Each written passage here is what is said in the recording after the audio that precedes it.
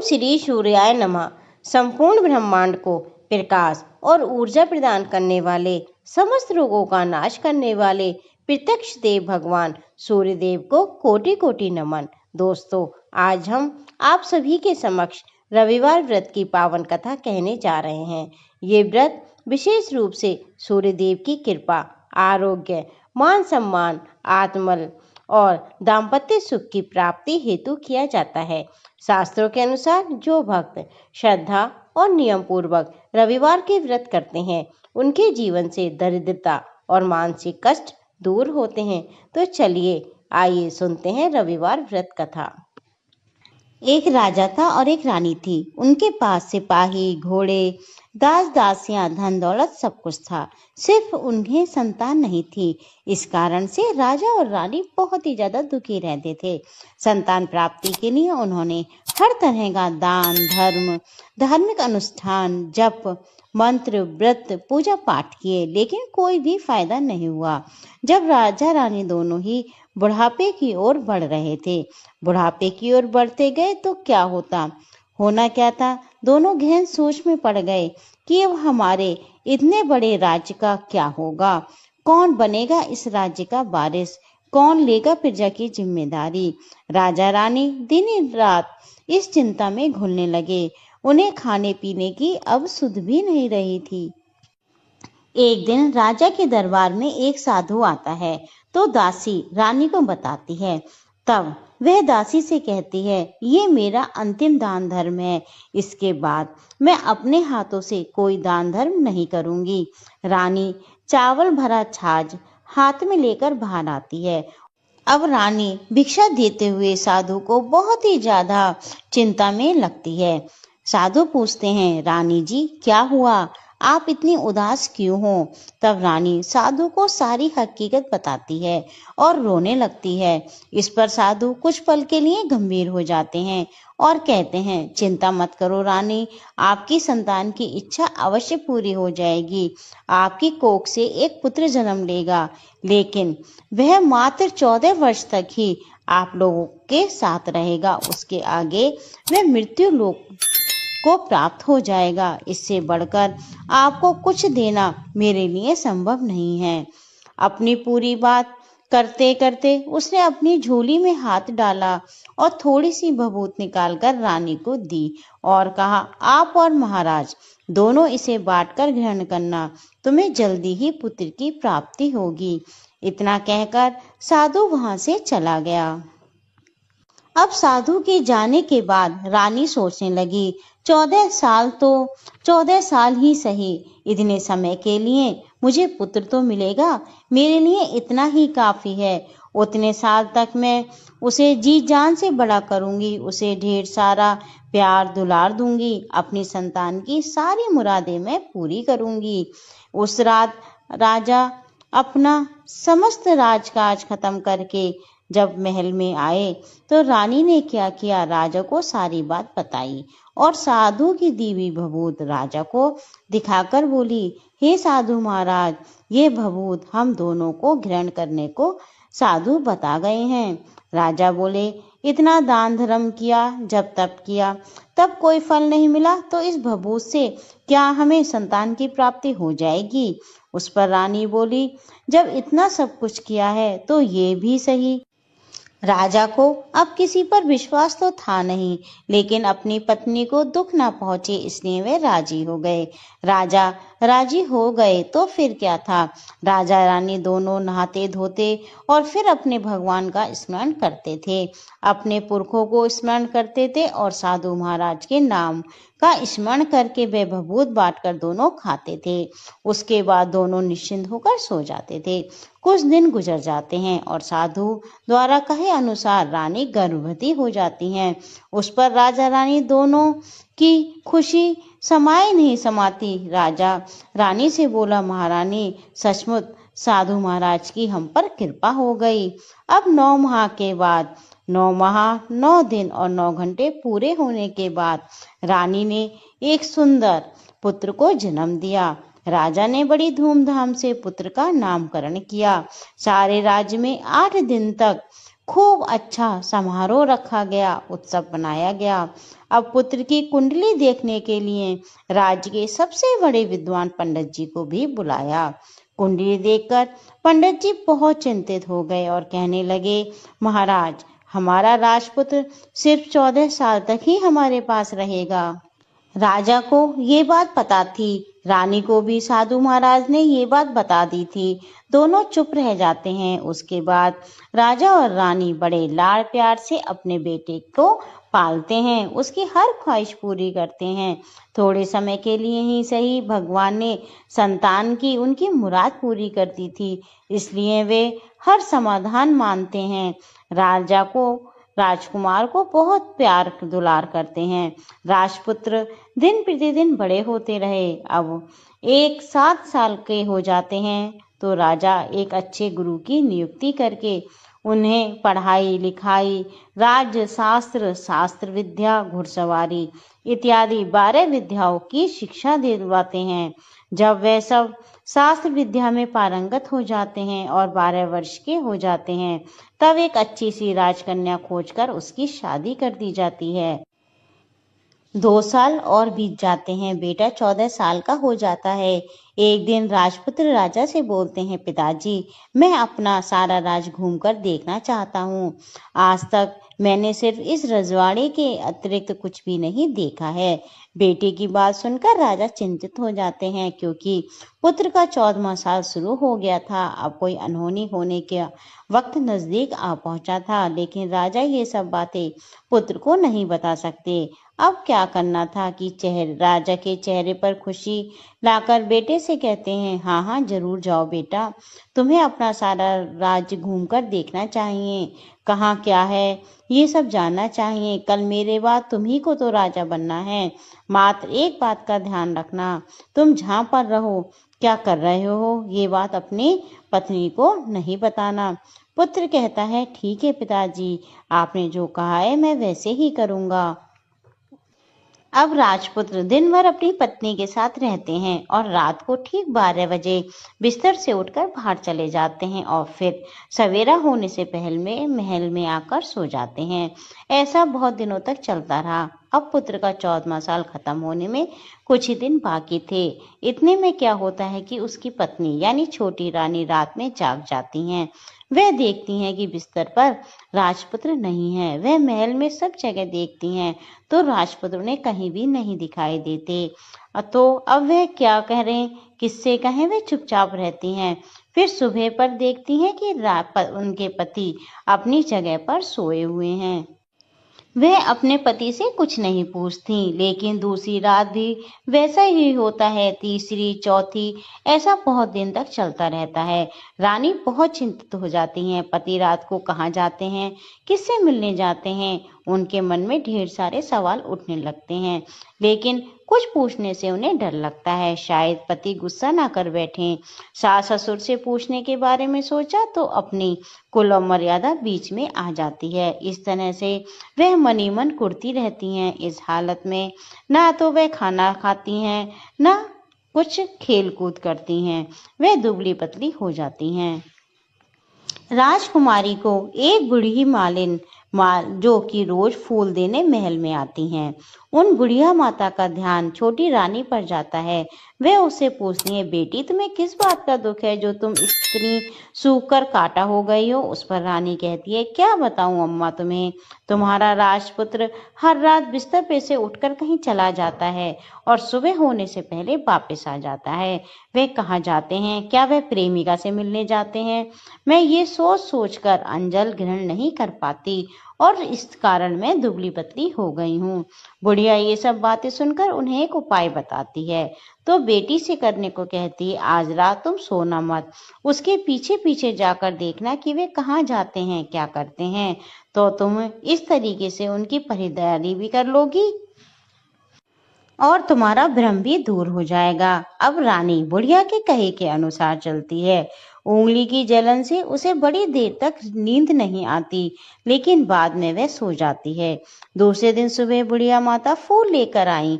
उसके महल में पहुंचती हैं, पूछती हैं, बेटा क्या तुम गई थी अपने पति के पीछे पीछे? रानी कहती है, नहीं अम्मा, मुझे तो नींद आ गई थी। बुढ़िया कहती है, कोई बात नहीं, आज तुम उंगली पर पहले से थोड़ा बड़ा जख्म करना और ज्यादा मिर्च लगा लेना, उससे तुम्हें नींद नहीं आएगी। तो रानी वैसे ही करती है, परंतु वह सिर्फ पति के बिस्तर से उठकर बाहर निकलते वक्त तक जाग पाई।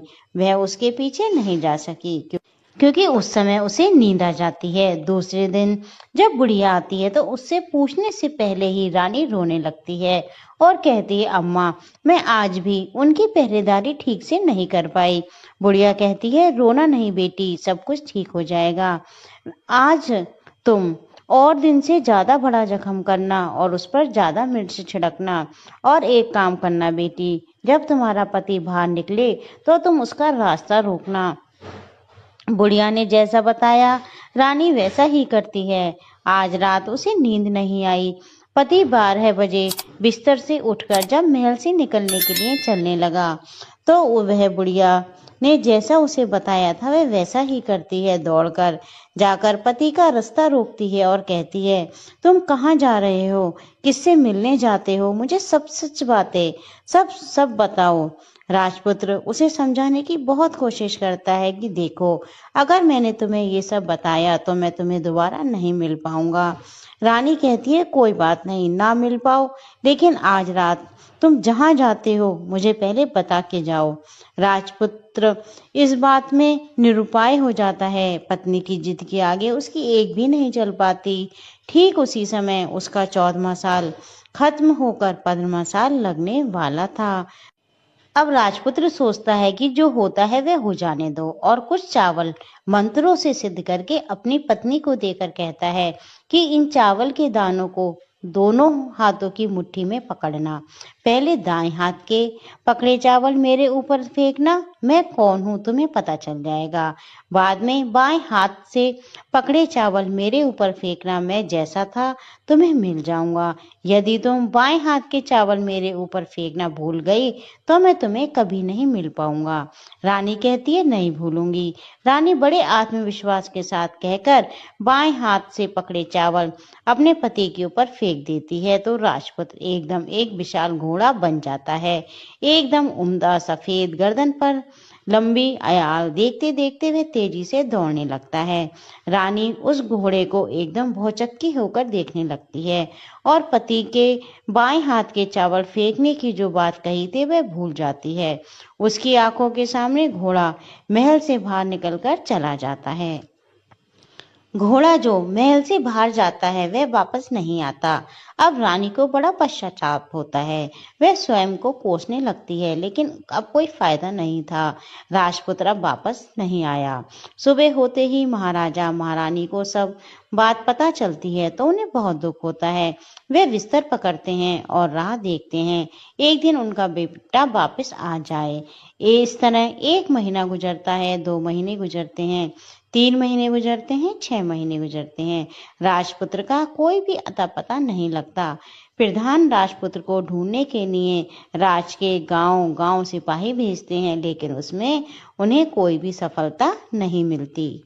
उधर रानी की जिद के कारण पति गायब हो गया। ये सोचकर वह मनी मन अपने आप को कोसती रहती है और प्रण लेती है कि कुछ भी करके पति को ढूंढ कर लाएगी और उसे वापस घर लेकर आएगी। एक दिन वह सुबह उठकर सास ससुर के महल में जाती है और कहती है, मैं अपने पति की खोज में जा रही हूँ। महाराजा महारानी को और क्या चाहिए था, कुछ भी करके उनका बेटा उन्हें वापस मिलना चाहिए था। वे बहू को जाने की अनुमति देकर कहने लगे, बेटी तुम्हें जो चाहे वे करो, जहाँ जाना है वहाँ जाओ, लेकिन हमारे बेटे को वापस लेकर आओ, भगवान तुम्हें कामयाबी दे। अब रानी क्या कहती है कि अपना शाही वेश बदलकर एक सेठानी बन जाती है। कुछ दास दासियों को, कुछ नौकरों को साथ में लेकर, कुछ सामान को साथ में लेकर वह राज्य की सीमा पर जाकर वहां एक भोजनालय खोल लेती है और वहां आने जाने वाले सब यात्रियों को खाना मुफ्त में देने लगती है। लेकिन शर्त एक रखती है कि खाने वाले को उसकी देखी कोई अजीब चीज उसकी मालकिन को यानी राजकन्या को बतानी पड़ेगी। अब क्या था, वहां आने वाला हर नागरिक अपनी तरफ से मैंने ये देखा है, मैंने ये देखा है कहकर मुफ्त का खाना खाकर चला जाता था, परंतु रानी को जो बात सुननी थी वो उसे कोई भी नहीं बताता था। ऐसे ही बहुत दिन बीत गए तो उधर क्या होता है कि रानी के महल फूल लेकर जाने वाली बुढ़िया की एक बेटा और एक बहू थे। उसका एक छोटा बेटा था, यानी बुढ़िया का एक छोटा पोता था। तो बेटा बहू सुबह काम के लिए निकलते तो पोते को संभालने की जिम्मेदारी बुढ़िया पर रहती थी। बुढ़िया माता दिन भर पोते को संभालती। बुढ़िया माता को पान खाने की आदत होती है, तो पान लगाने के लिए बुढ़िया माता को चूना चाहिए था। चूने को तैयार करने के लिए वे सीपियां लेकर आईं और सीपियों को भूनने के लिए गोबर के कंडे चाहिए थे। कंडे इकट्ठे करने के लिए वे बांस की टोकरी लेकर चरवाहे के मैदान में गईं। वहां बहुत सारे कंडे थे। उन्हें जमा करते करते उन्हें घर आने में देर हो गई और अंधेरा हो गया। इस ओर शाम होते होते काम से उनके बेटे बहू भी वापस आ गए और उन्होंने देखा कि उनका बच्चा घर में अकेला है और वो जोर जोर से रो रहा था। वे दोनों बेटे बहू गुस्से से लाल पीले हो गए। इतने में बुढ़िया घर पर पहुंची। बेटे ने पूछा, पोते को अकेला छोड़कर कहाँ गई थी? बुढ़िया माता बताने लगी कि गोबर के कंडे इकट्ठे करने गई थी। इस पर बेटा बोला, दोबारा अगर बच्चे को घर पर अकेला छोड़ के कहीं गई तो मैं तुम्हें बहुत पीटूंगा। बुढ़िया माता कहने लगी, नहीं बेटा, फिर मैं ऐसा नहीं करूंगी। लेकिन दूसरे ही दिन बुढ़िया माता ये बात भूल गईं और चरवाहे के मैदान पर कंडे इकट्ठे करने चली गईं। शाम को जब वे बेटा बहू काम से लौटे तो देखते हैं कि बच्चा फिर घर में अकेला रो रहा था। अब उनकी सहन शक्ति खत्म हो गई और उन्होंने बुढ़िया माता को घर से निकाल दिया। बुढ़िया माता रात भर घर के बाहर अंधेरे में बैठी रही और सुबह होते ही हाथ में टोकरी लेकर कंडे इकट्ठे करने के लिए चली गई। कंडे इकट्ठे करने का मानो बुढ़िया माता पे पागलपन सवार हो गया था। कंडे इकट्ठे करते करते कब अंधेरा हो गया उन्हें मालूम ही नहीं चला और उन्हें गांव का रास्ता ठीक से नहीं दिखाई दिया। अंधेरे में वे आंखें फाड़ फाड़ के रास्ता देखती रहीं और कहीं आगे निकल गईं। फिर क्या होता है कि उन्हें एक कपिला गाय छन छन की आवाज करते, गले की घंटी बजाते ठुमक ठुमक उस मैदान में आ गई। बुढ़िया माता देखकर सोचने लगी, इस गाय के पीछे पीछे जाऊंगी तो गांव तक पहुंच जाऊंगी। बुढ़िया माता उस गाय के पीछे पीछे जाने लगी। उस मैदान में गाय एक साथ में मैदान तक पहुंच गई। अब क्या होता है कि उस मैदान में एक बड़ा सा पत्थर था। गाय जाकर उस पत्थर को सींग मारती है। सींग मारा तो वह पत्थर टूट कर हट गया।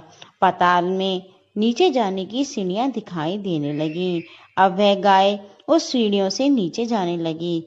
बुढ़िया माता सब देखती रही और झट जाकर गाय की पूंछ को पकड़ लिया। पूंछ पकड़कर वह गाय के साथ नीचे पाताल लोक में पहुंच गईं।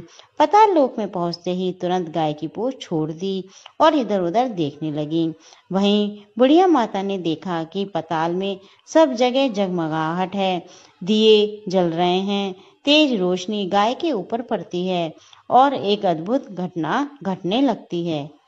जैसे ही गाय नीचे जाती है उसके गले में अपने आप साकल पड़ जाती है और कोई उसका दूध दुहाने लगता है, लेकिन जो कोई दूध दुह रहा है वह उसे दिखाई नहीं देता। बुढ़िया माता बहुत घबरा जाती है। वह कहाँ आकर फंस गई ऐसा सोचने लगती है, क्योंकि वहां तो छिपने की भी कोई जगह नहीं थी, हर तरफ उजाला ही उजाला था। वह अब एक कोने में खड़ी हुई चुपचाप सब कुछ देखने लगी। कुछ पल के बाद वहां झट से एक उम्दा सफेद घोड़ा आया। वहां दो कुंड थे, उसमें एक कुंड में उस घोड़े ने छलांग लगाई और ऊपर आ गया। वह उसे राजपुत्र का रूप प्राप्त हो गया। राजपुत्र बनने के बाद उसने दूसरे कुंड में पानी में स्नान किया और वहां रखे नए कपड़े पहनने लगे। नजदीक ही एक सुंदर पलंग था, उस पर जाकर वह बैठ गया। उसके सामने अपने आप पंच पकवानों की थाली आ गई, दूध की एक प्याली आ गई, पान सुपारी आ गए। उसके सामने एक दिया जल रहा था। राजपुत्र ने खाना खाया, दूध पिया, पान सुपारी खाई और बिस्तर पर लेट जाने से पहले सूर्य देव का स्मरण करके सामने जलते दिए से पूछा, दिए दिए दीप कर, मेरे माता पिता क्या कर रहे हैं? दिया बताने लगा, बेटे के शोक में डूबे हैं। राज कौन संभाल रहा है? वो कहता है, राज प्रधान संभालता है। मेरी पत्नी क्या करती है? उसने चौराहे पर भोजनालय शुरू किया है और आते जाते लोगों से वह नई खबर के बारे में पूछती रहती है। दिए के ये कहते ही राजपुत्र कहने लगते हैं, ठीक है। उसके बाद वह सो जाता है। बुढ़िया कोने में खड़ी हुई ये सब बातें देख रही थी। ऐसी अद्भुत घटना उसने जिंदगी में कभी पहले नहीं देखी थी। उसे अंदर ही अंदर चुलबुलाहट होने लगी। वह अपनी भूख प्यास भूल गई और आगे क्या होता है वह उत्सुकता से देखने लगी। लेकिन उसके बाद कुछ नहीं हुआ। रात गुजर गई, सुबह हो गई। सुबह होने पर पलंग पर सोया हुआ राजपुत्र उठा और फिर से पहले वाले कुंड में छलांग लगाई तो वह फिर से घोड़ा बनकर कुंड से बाहर चला गया। बाहर आते ही वह तेजी से उस पाताल नगरी से निकल गया। लेकिन वह कहाँ गया, बुढ़िया माता को कुछ भी नहीं पता। उसके बाद पिछली रात को उसने गाय का दूध छमछम दुहने लगा। जैसे ही दूध दुहाना खत्म हुआ, उसके गले की शाकल अपने आप खुल गई और गाय तेजी से ऊपर जाने वाली सीढ़ियों की ओर भागने लगी। गाय को दौड़ता देख बुढ़िया माँ सोचती हैं कि अब गाय के साथ यहाँ से ऊपर जाना ही समझदारी है, नहीं तो कोई मुसीबत आकर मेरे ऊपर टपक जाएगी। झट से उसने गाय की पूंछ पकड़ ली, गाय के साथ ऊपर आ गई। गाय अब ऊपर मैदान में पहुंची तो उसे एक सुरंग का रास्ता अपने आप बंद हो गया और उसके मुंह पर एक बड़ा सा पूर्वत पत्थर खड़ा हो गया। अब बुढ़िया माता जंगल से बाहर निकली तो बुढ़िया माता एकदम बावली हो गई। उसने पाताल नगरी में जो कुछ देखा था वह जल्द से जल्द किसी को बताने के लिए उतावली हो गई। उसे एकदम याद आया कि नगर की सीमा पर कोई औरत भोजनालय चलाती है और नई बात बताने की इच्छा खाना पीना मुफ्त में देती है। वह सोचने लगी, क्यों ना ये बात उस औरत को बताऊं। यदि उसे ये बात पसंद आई तो बाकी जीवन खाने पीने की झंझट से मुक्ति मिल जाएगी। बुढ़िया माता ने मन ही मन तय कर लिया। तुरंत उस भोजनालय के द्वार पर टंगे नगाड़े के सामने खड़ी हो गई और जोर जोर से नगाड़ा बजाना शुरू कर दिया। नगाड़े को इस तरह शोर सुनकर मालकिन यानी छोटी रानी मन में प्रसन्न हो जाती हैं कि शायद कोई बड़ी बात लेकर आया है। रानी सिपाहियों को आदेश देती हैं, जाइए, जो कोई भी आया है उसकी खातिरदारी कीजिए और उसे अंदर बुला के लाइए। बुढ़िया माता अंदर आती है। उन्होंने पूछा, बुढ़िया माता क्यों नगाड़ा बजा रही हो? बुढ़िया बोली, कुछ नहीं बेटा, यहाँ खाना मिलता है ना, इसलिए आई हूँ। खाना चाहिए? मिलेगा, लेकिन कोई नई बात बतानी पड़ेगी। हाँ बताऊंगी, एक बात मालूम है मुझे। ये बात कहकर सिपाही बुढ़िया माता को अंदर ले जाते हैं और उनका बहुत आदर सत्कार करते हैं। अब एक बड़ी सी थाली में बुढ़िया माता को व्यंजन परोसे गए। बुढ़िया माता कुछ दिनों से बहुत भूखी थी। वह खाने पर टूट पड़ी। खाना खाने के बाद सिपाही ने उन्हें एक नई साड़ी पहनने को दी। उसके बाद उसे लेकर वह रानी के पास गए। बुढ़िया और रानी ने तुरंत एक दूसरे को पहचान लिया। बुढ़िया माता बोली, बेटी तुम? रानी बोली, अरे अम्मा आप। कुछ ही देर बाद दोनों भली भांति बातें करती रहीं। आखिर बुढ़िया से कहने लगी, अम्मा बताओ तुमने क्या नई बात देखी? नई बात? मैंने कोई नई बात नहीं देखी। वह तो मेरे पास तुम्हें देने के लिए खाने के पैसे नहीं थे, इसलिए मैंने तुमसे झूठ कहा और नगाड़ा बचाया। रानी ने कहा, अम्मा घबराना नहीं, मैं किसी को तुम्हारा नाम नहीं बताऊंगी। फिर भी बुढ़िया, मैंने क्या देखा, कब देखा? मैंने कुछ नहीं देखा बेटा, मैं क्या बताऊं, मैंने कुछ नहीं देखा। अब बुढ़िया माता से रानी ने बहुत मिन्नतें की तो रानी ने उन्हें बताया। अब बुढ़िया माता ने सारी बातें उस राजकुमारी को बता दी। राजकुमारी को यकीन हो गया कि राजपुत्र उसी का पति है। वह तुरंत बुढ़िया माता से कहने लगी, अम्मा मुझे उस जगह पर ले चलो। नहीं बेटी, वह पाताल राज है, सांप है। यदि किसी ने तुम्हें देख लिया तो तुम्हारी जान खतरे में पड़ जाएगी।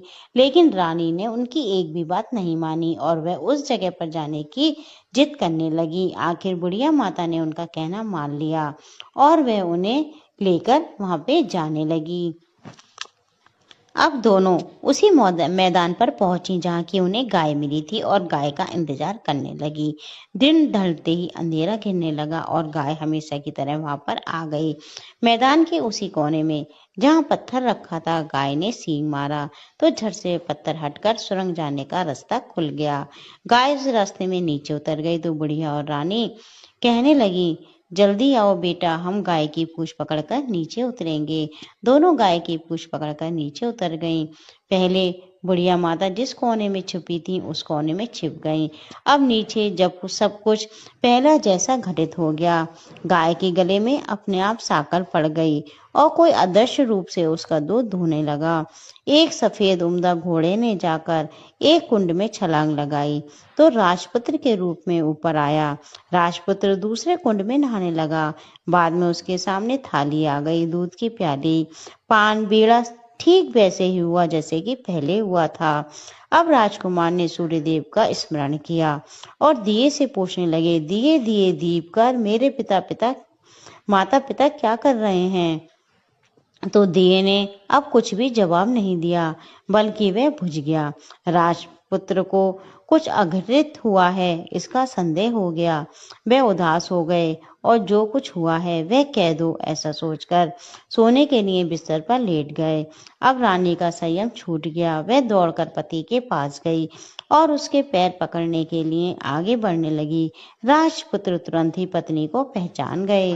वह झट से पीछे हट गया और चिल्लाने लगा, नहीं नहीं, मुझे मत छूना, सर्वनाश हो जाएगा।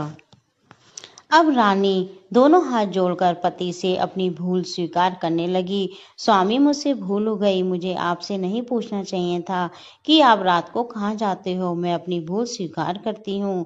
मुझे मेरी भूल की सजा मिल गई है। अब आप घर चलें। आपके वियोग में आपके माता पिता ने बिस्तर पकड़ लिया है। आपकी प्रजा भी बहुत दुखी है।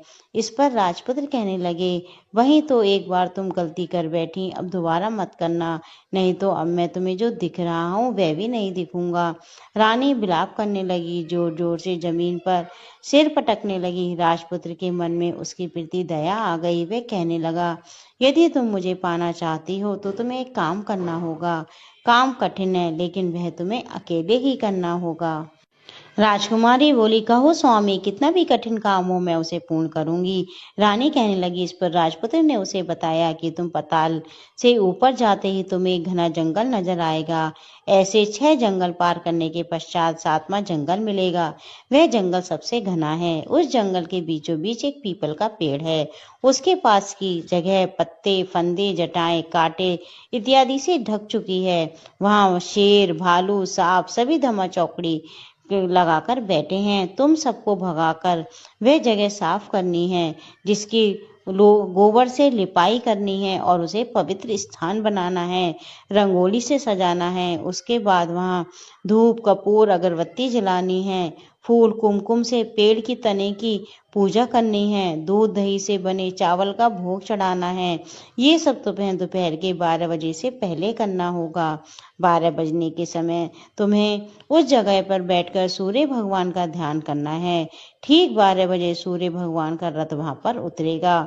वह सब देखकर खुश हो जाएंगे और कहेंगे कि बेटी, जिस किसी ने ये सब किया है उसे मैं मनचाहा फल दूंगा। तो तुम उसके सामने जाकर उनके रथ का दाहिना घोड़ा मांगना, मैं तुम्हें मिल जाऊंगा। इतनी बात कहकर राजपुत्र अपने पलंग पर सो गया और छोटी रानी भोर होने की राह देखने लगी। सुबह होते ही बुढ़िया माता के साथ गाय की पूंछ पकड़कर ऊपर आ गईं। ऊपर आने के बाद वह बुढ़िया से कहने लगी, अम्मा, अब मैं अकेली ही आगे जाऊंगी, तुम भोजनालय वापस जाओ। वह जंगल में जाकर राजपुत्र की बताई हुई जगह को ढूंढने लगी और स्वयं आरी से वह जगह साफ कर दी। बाद में राजपुत्र ने जैसे बताया उसने लिपाई पुताई करी और दूसरे दिन पौ फटने से पहले उठी, जंगल में उस जगह पहुंची। वहां जाकर इत्र गुलाब का पानी छिड़ककर उस जगह को सुगंधित किया, धूप अगरबत्ती जलाकर उसे पवित्र किया। पूजा की सब सामग्री वहां देख तैयार रखकर सूर्य भगवान का ध्यान करने बैठ गई। जैसा कि पति ने बताया था कि दोपहर को ठीक 12 बजे सूर्य भगवान का रथ उस पीपल के पेड़ पर आकर रुका। सूर्य भगवान ने ने जब रथ के नीचे देखा तो सुगंधित वातावरण देखकर वह बहुत प्रसन्न हुए। फिर वे बोले, जिस किसी ने ये काम किया है वह यहाँ आकर आज मुझसे जो कुछ मांगेगा मैं उसे दे दूंगा। रानी ने जब ये बात सुनी तो वह बिना समय गवाए दौड़कर उनके सामने और सूर्य देव को साष्टांग नमस्कार करके बोली, भगवान ये मैं ही हूँ, मैंने ही ये जगह साफ की है। अच्छा, जो तुम्हें चाहिए वह मुझसे मांग लो। भगवान, मुझे आपके रथ का दाहिना घोड़ा चाहिए। सूर्य भगवान बोले, नहीं नहीं, मैं तुम्हें और कुछ भी दे सकता हूँ लेकिन ये घोड़ा नहीं दे सकता। मेरे रथ के 12 घोड़े हैं, तुम चाहे तो कोई और घोड़ा मांग लो लेकिन ये दाहिना घोड़ा नहीं, मैं तुम्हें ये नहीं दे सकता। छोटी रानी ने एक नहीं सुनी, वह सूर्यदेव से एक ही बात कर रही थी कि मुझे ये दाहिना घोड़ा दे दो, नहीं तो मैं आपके पैरों में गिरकर अपनी जान दे दूंगी। अब सूर्यदेव धर्म संकट में पड़ गए। उन्होंने वचन दे दिया था, अब अपने वचन से पलटें तो क्या करें। ठीक है, दे दिया तुम्हें घोड़ा, सूर्यदेव ने कहा। फिर एक बात और भी कही, देखो मैंने तुम्हें घोड़ा तो दिया है लेकिन वह तुम्हें यहाँ नहीं मिलेगा, तुम्हें उस पाताल में जाकर लाना होगा। रानी बोली, पाताल में ही क्या भगवान, मैं उन्हें पाने के लिए कहीं भी जा सकती हूँ। अब रानी को वचन देकर सूर्यदेव अपने मार्ग में चले गए और उधर रानी जंगल में अपने भोजनालय में आ गई। फिर वह बुढ़िया को लेकर उस मैदान पर गई। जल्द ही शाम हो गई। शाम होते होते वहां वह गाय आई और दोनों गाय की पूंछ पकड़कर नीचे उतर गई। नीचे पाताल में सब घटनाएं पहले की तरह घटने लगी। घोड़े को एक कुंड में नहाकर राजपुत्र बन जाना, नहा धोकर पलंग पर बैठना, सोने की थाली में खाना आना, पान बीड़ा सब उसी तरीके से होने लगा और राजा ने सब कुछ खाया और दिए से पूछने लगे, दिए दिए दीप कर मेरे माता पिता क्या कर रहे हैं। दिए ने बताया, वे दोनों तुम्हारे शोक में मरने की स्थिति तक पहुंच गए हैं। ऐसा झट से उसकी आंखों से आंसू टपकने लगे। फिर वह पूछने लगा, दिए दिए दीप कर मेरा राज कौन चला रहा है। दिया बोला कि तुम्हारा राज्य प्रधान चला रहा है, वह सब कुछ हड़प चुका है और प्रजा पर बहुत अत्याचार कर रहा है। सुनकर राजपुत्र को बहुत गुस्सा आया। वह गुस्से से अपनी मुट्ठी भींचने लगा, पूछने लगा, दिए दिए दीप कर मेरी पत्नी क्या कर रही है। अब दिया कुछ नहीं बोला, चुप रहा। अब रानी का संयम जवाब दे गया। वह दौड़कर पति के गले लग गई। अब मैं तुम्हें मिल गया, राजपुत्र कहने लगा। सच कहते हो, अब आप फिर से घोड़ा तो नहीं बनोगे ना। राजकुमार कहने लगा, नहीं, मैं दोबारा से घोड़ा नहीं बनूंगा। तुमने जो इतने सारे कष्ट उठाए हैं मुझे पाने के लिए, इसलिए सूर्यदेव ने मुझे सदा के लिए घोड़े के जन्म से मुक्त कर दिया। राजपुत्र ने बड़े प्यार से कहा और उसे गले लगाया, उसके आंसू पोंछे। कुछ देर पश्चात भोर हो गई तो गाय की श्रृंखला टूटकर ऊपर भूलोक जाने लगी। रानी, राजपूत और बुढ़िया उसकी पूंछ पकड़कर ऊपर आ गए। ऊपर आने के बाद वे सीधे भोजनालय में पहुंचे। वहां का सब सामान लोगों में बांट दिया और उसको ताला लगाकर अपने राज्य में लौट आए। राजपुत्र वापस आता तो उसके तेवर देकर प्रधान घबरा गया। राजपुत्र ने उसे बंदी बनाकर कैद खाने में डाल दिया। राज की बागडोर अपने हाथ में ले ली। उसके बाद वह अपने माता पिता को मिलने के लिए महल में गया। तब राजपुत्र क्या देखता है कि उसकी माता पिता उसके शोक में बहुत दुबले पतले हो गए हैं। पुत्र को वापस आया देखकर मरणासन्न राजा रानी की आंखों से टप टप आंसू बहने लगे। उन दोनों ने पुत्र को गले लगाया, प्यार से सहलाया। इतना होने के बाद उनके सेहत में एकदम सुधार आ गया। अब वे फिर बिस्तर से उठ गए और पुत्र को आशीष देने लगे। राजपुत्र के आने की खबर पूरे राज्य में फैल गई। प्रजा खुशी से फूले नहीं समाई। प्रजाजन राजमहल के सामने इकट्ठे हो गए। राजपुत्र ने भी उन्हें दर्शन दिए और जब वह आज से उन्हें कोई दुख नहीं पहुंचेगा ऐसा वचन भी दिया।